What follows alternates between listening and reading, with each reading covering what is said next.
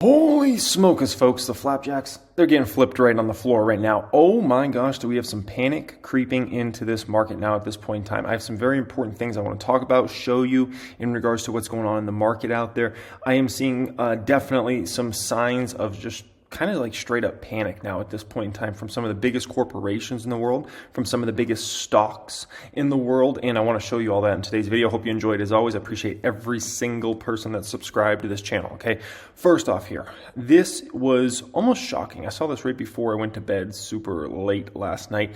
Disney blindsided Chapek with CEO decision after reaching out to Iger on Friday. So basically, Disney CEO just got kicked out of his job, essentially. And they brought in Bob Iger, who Bob Iger stepped down a couple of years ago, essentially. And Bob Iger was very liked. The shareholder base definitely liked Bob Iger.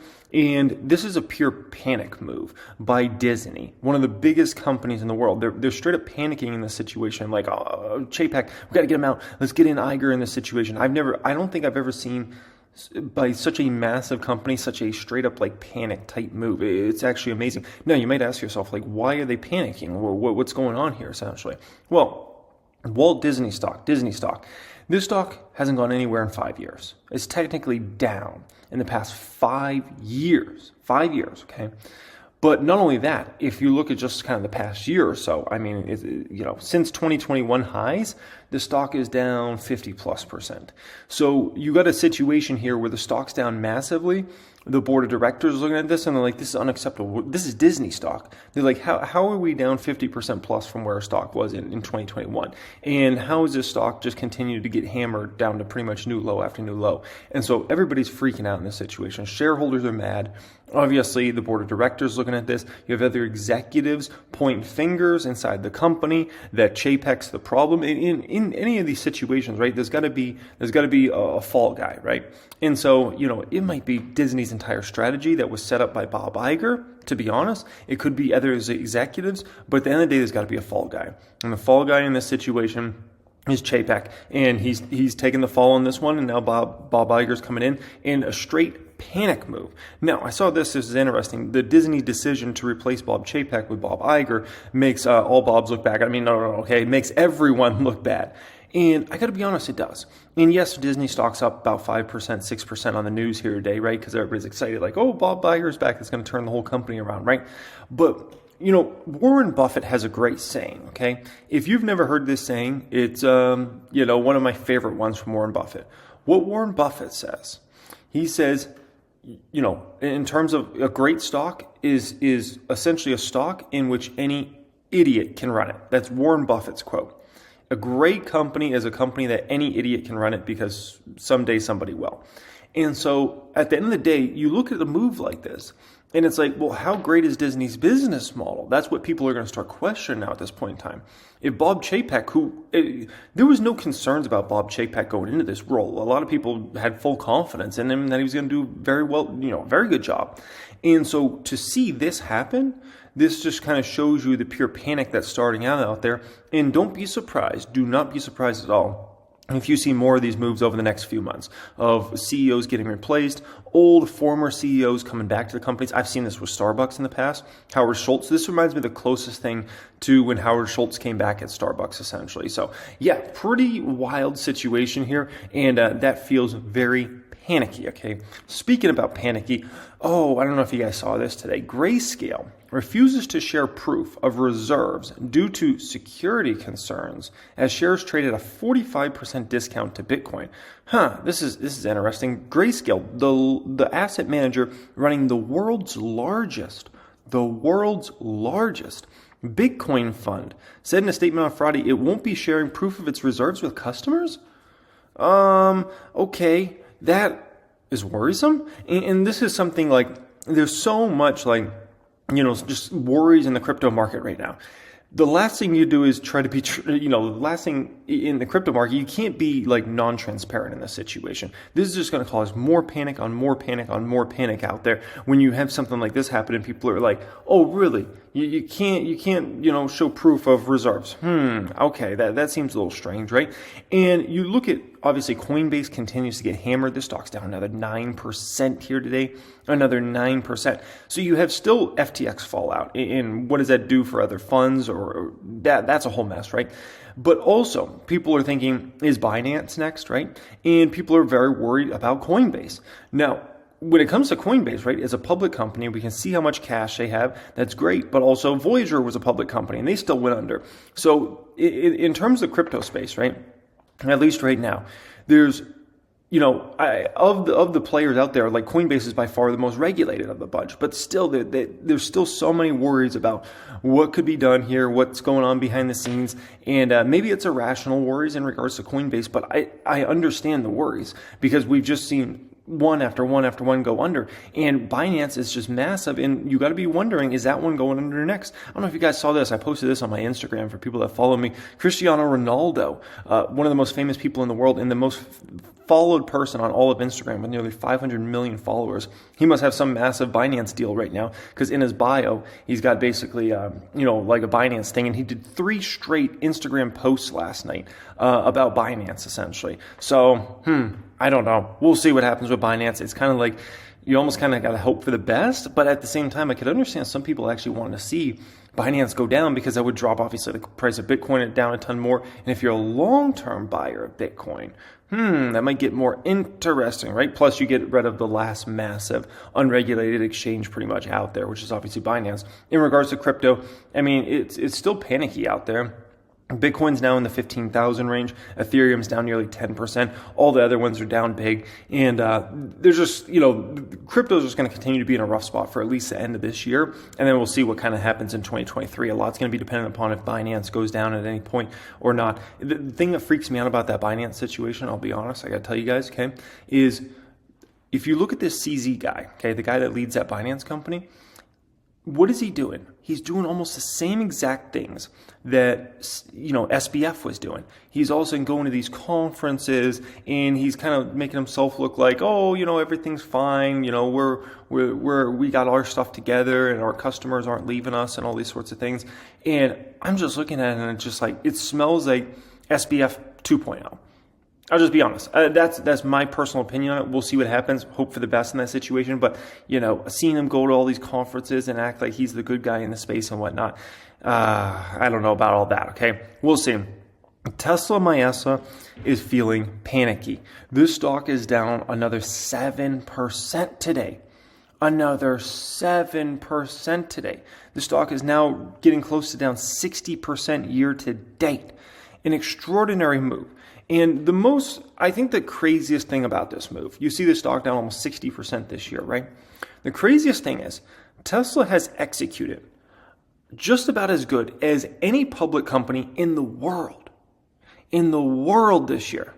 I mean, their numbers have been stellar. Their performance has been stellar. Everything with the company has been phenomenal. And yet, despite all the profitability, all the great numbers they put up this year, despite all that, the stock is down almost 60% year to date. And that's extraordinary because that just doesn't usually happen. Like if a company like Tesla reports great numbers, what happens? Their stock price is rewarded. And if anything, Tesla stock would be up 60%, but not in 2022. 2022 is a whole different year, right? With interest rates and everything that's been going on there, with the way people want to value companies differently. And not only that, obviously, ongoing concerns about the state of the economy and the capital markets. There was something I was reading this weekend about liquidity in the banking system potentially being issues. I don't know about that. I think the Fed would step in if there was any major liquidity issues in regards to the banking system.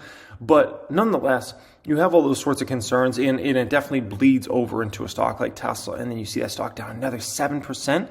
7%? I mean, after it just continues to be hammered and hammered and hammered. And the thing with Tesla, we don't know when the end is in terms of the drop. Like, is it down another 20% by the end of this year? 10%? Is this a bottom today? Like, oh man, just a messy situation there, right? Amazon's down another 2.5% today. I don't know if you guys knew this, but Amazon has lost $1 trillion of market cap. $1 trillion of market cap. It deserves some, I guess, claps up there because it's the first company in history to have reached that milestone of being able to lose $1 trillion of market cap. Extraordinary. And when you think about their businesses, I mean, they're amazing businesses. Their e-commerce business, obviously AWS. Like, who wouldn't want to own those businesses at the end of the day? And obviously they own a ton of other businesses, but those are the key ones. But in this sort of economic environment, right? Like, even people don't want to own Amazon stock. They don't want to own it. And the stock's down, 50% plus from its highs of 2021. Extraordinary move there, right? Now, if you look at the ARK fund, right?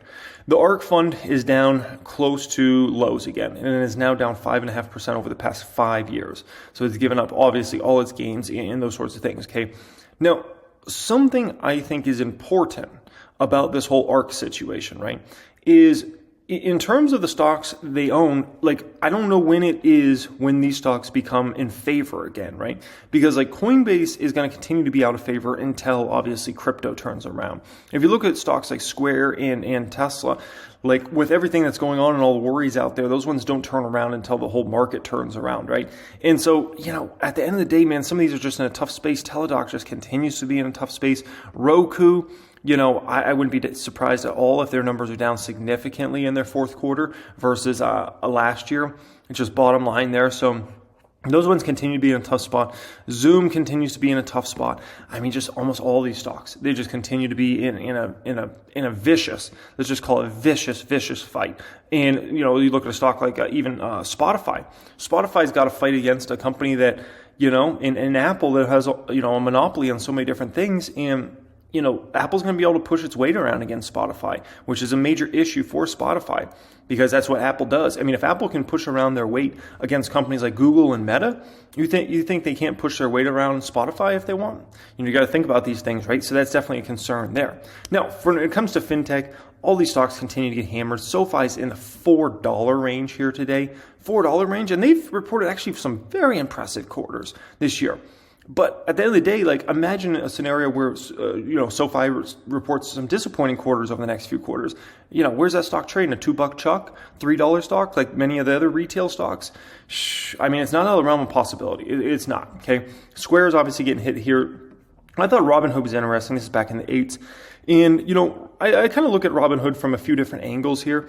And one side I look at Robinhood and I say, okay, at the end of the day, like there's always going to be a segment of folks that use Robinhood, and that's good. And whenever there's the next bull cycle, whether it be in crypto or stocks, obviously Robinhood will benefit. But when is that next real bull cycle in stocks or crypto? And I'm talking about not just the market going up, but the market going up for so much for an extended period of time that starts to attract retail.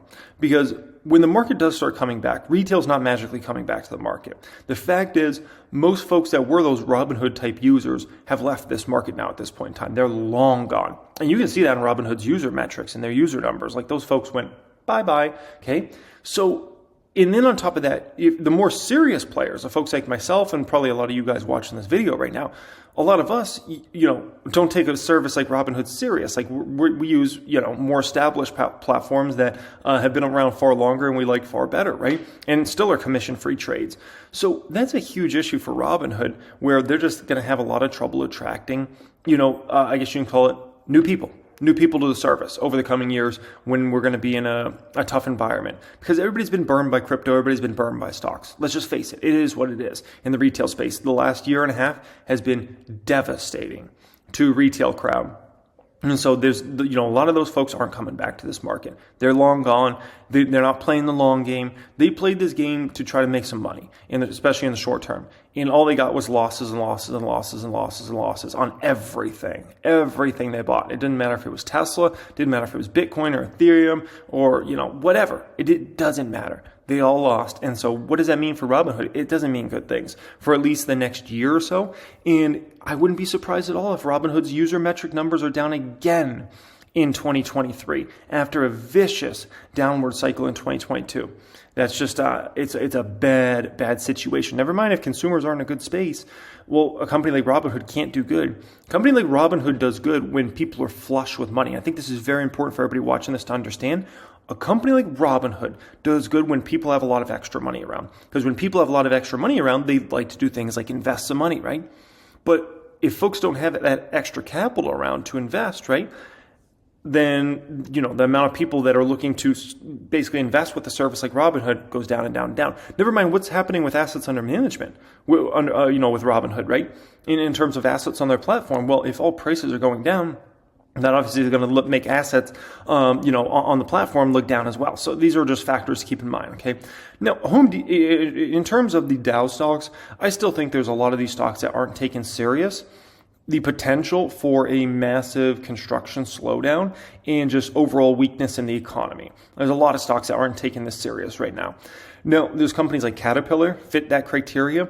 I see a massive slowdown in construction just kind of going throughout 2023. And I wouldn't be surprised if construction's in a horrible spot for 2024 and 2025.